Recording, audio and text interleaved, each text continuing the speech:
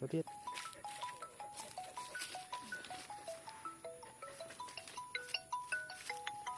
Cây này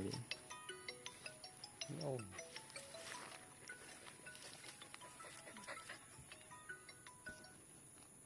Ăn đâu? Có tiết. Ăn nó lâu không?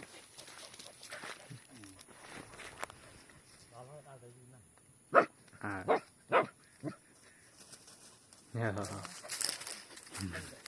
Tao biết chụp á. Chứ tơ là bột đỉnh giúp. Đây chụp. Mà hai. Cái bắp bô tiệt đó. Đây, tôi lấy nhá. Cô chó lại.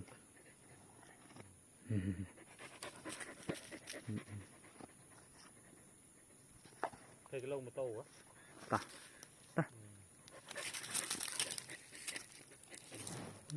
Ta cho sang tận lớp kìa.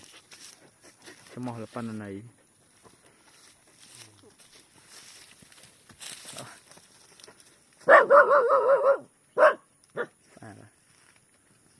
Này, nên thợ cùi lên.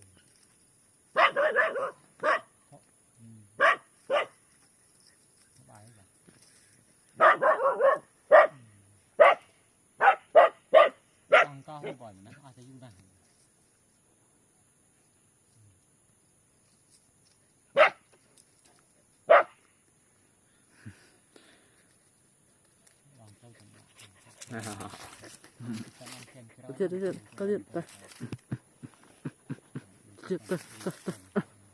Có thiệt,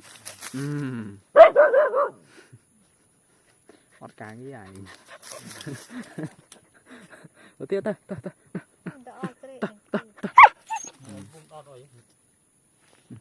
Nó nên pung ở banh với thô cũng cái gì.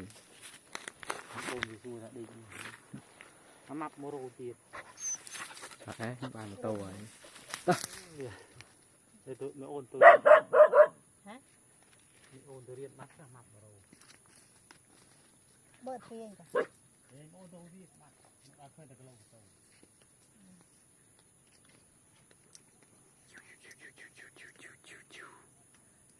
À mau. Mau đi muộn. Nhai.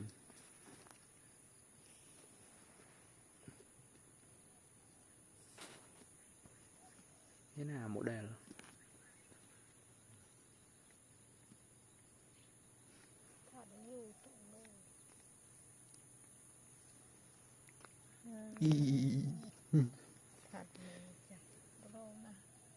Rồi mai sạch xong. Chi lại cái yêu.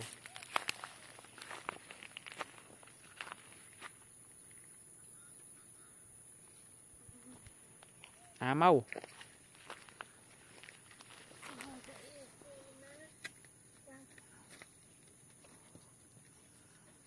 Này. Ta tiết ra.